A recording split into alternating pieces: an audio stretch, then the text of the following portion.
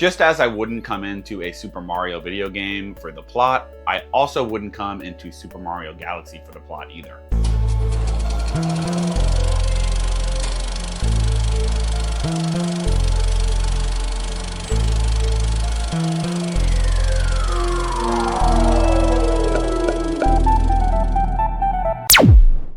Super Mario Galaxy, the sequel to the 2023 Super Mario Bros. Movie, is finally out, and today I'm reviewing it with spoilers. Personally, I'm not someone who really was excited for or wanted a Super Mario movie or multiple Super Mario movies or a Super Mario universe, but I was really pleasantly surprised by the first Super Mario movie in 2023. I thought it was a really fun adventure, I thought it was a really fun time, and I thought they really successfully built a world that was just fun to exist in and really adapted the characters well and paid homage to the original source material, but also adapted into a movie that was well cast and had great visuals and referenced the original source material enough, but also did its own thing. So I came in pretty excited to see Super Mario Galaxy, and I'm excited to review it. But before I get into the review, at Popcorn Heist, I choose a quote per video. And the quote of today's video is, "There's a huge universe out there with a lot of galaxies," which is said by Princess Peach in the Super Mario Galaxy movie.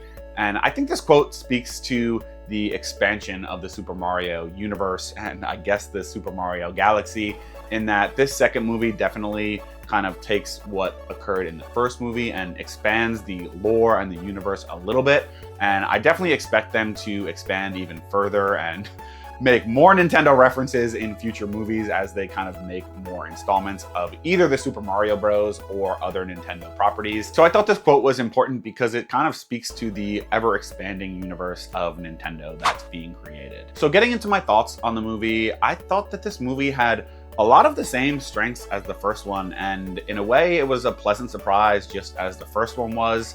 I thought that they created a world that was really super fun to just be in and really brought these characters to life, and whether it be the legacy characters that were already in the first movie or the new characters that were brought in, I just thought they did a really good job of paying homage to the original source material, but also kind of creating these characters in film and not having them be the exact same as their original counterparts, but kind of paving their own way. And I just thought it was a super enjoyable and fun movie, and I think it really knew when to reference and pay homage to the original source material, whether it be through the different character references or the different settings and places the characters visit. I also think the use of sound effects from the original was super effective. There's like moments where a character touches something or does something and you hear a sound effect from the original video games, and it just triggers something in your brain where you recognize it and you're like, oh, I know where that's from. And same thing with the music. This movie has a really great score that plays little moments that reference the music from the original video games, and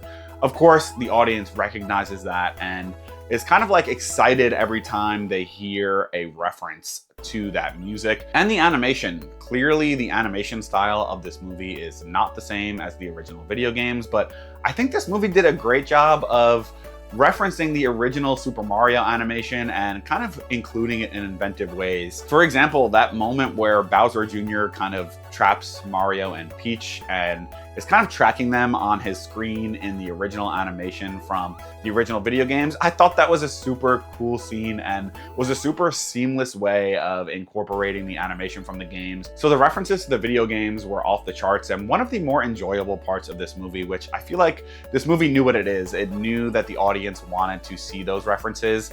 And the first movie only scratched the surface of all the Nintendo references that are possible. And this movie definitely expanded on that and included things not just from the Mario games, but from all of the Nintendo games in ways that were really cool and just really enjoyable. The action in this movie was also low-key pretty great. I feel like there were so many action sequences that I was kind of blown away by, honestly. I wasn't really expecting to have like sprawling action sequences when I was coming into this movie, but there were some scenes where I was like, this is a really cool sequence Specifically, I thought Rosalina's magic was really cool. I do wish we saw a little bit more of her and her fighting.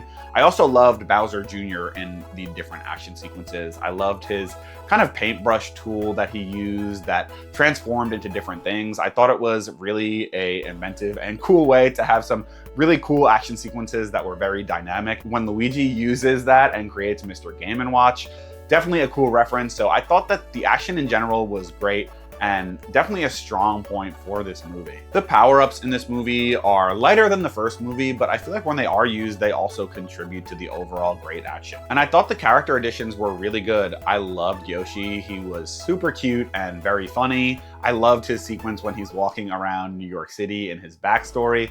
I also thought Fox was pretty good. I like that they gave him his backstory and kind of nod to them expanding the universe into different Nintendo games.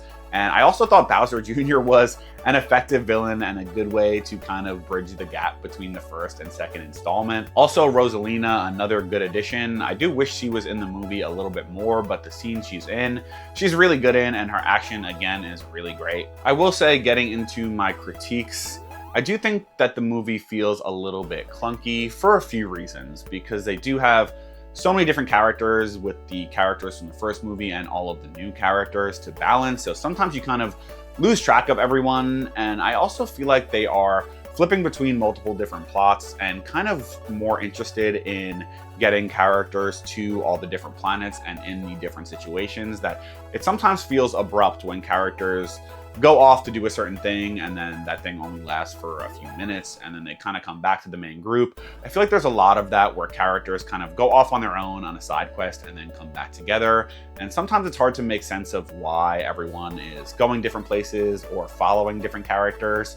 And character motivations also switch very quickly at times. I feel like Bowser, for example, he is doing different things throughout the movie. He's like kind of a good character in the first act and sacrifices himself, and then that sacrifice only lasts for like one scene, and then he's rescued by his son and is immediately kind of the movie's main villain. So his overall motivations feel a little bit clunky and rushed, and I do think this movie in general just doesn't feel seamless. The plot often feels like it's going off in different directions and different side plots that don't all connect super well, just so they can kind of get certain sequences and get characters in different situations to make cool action or cool references to different worlds from the games. I also feel like there were moments where the next step of the plot was somewhat predictable. So when they're looking for a pilot, you're like, okay, Fox is gonna come into the fold at this point. Or when Rosalina's in trouble and Peach is going to save her, it's like, okay, they're gonna use their power together to escape. So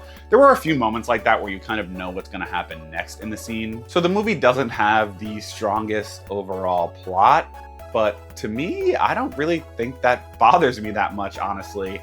I don't really go to the Super Mario video games for plot, and same thing for the Super Mario movie for me. I wasn't really going into this movie expecting this really touching plot as I do for some other movies and even animated movies, Pixar movies. You know, you do go for the emotional moments, but Super Mario, I don't see it that way, so it's not really what I was expecting, and I was just expecting to have a good time and was honestly pleasantly surprised by how much of a good time I had.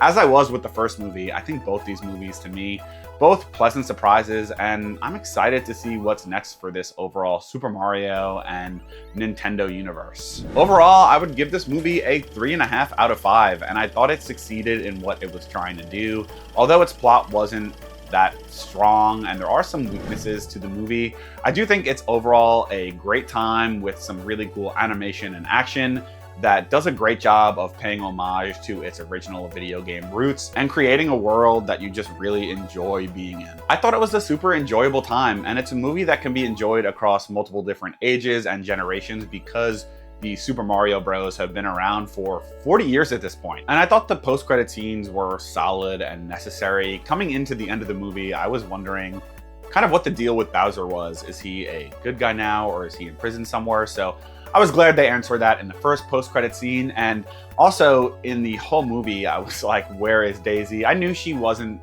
gonna be a main character in the movie just from the marketing, but I was wondering why they brought in Rosalina before they brought Daisy in. So the whole time I was like, where is she? Where is she? Where is she? Is she going to be in here somewhere? So I'm glad that they made her the post-credit scene. They definitely could have went the route of introducing someone from a different Nintendo game, kind of like Marvel building up to the Avengers, where they're touching on different characters from the different material that are all going to build up to one larger connected movie, which I think they will do eventually, but I'm kind of glad that they just made it Daisy in this movie, and it's not like, okay, ooh, we're gonna make this movie of this different Nintendo property. It's just like, okay, we're gonna bring this character who was clearly missing into the fold. And I am excited for the future of the Super Mario movies and this larger Nintendo universe. I thought both of the Super Mario movies were super fun, and the action in this movie really makes me excited for what they can do if they do end up doing a Super Smash Bros. Movie, which I think they will probably do.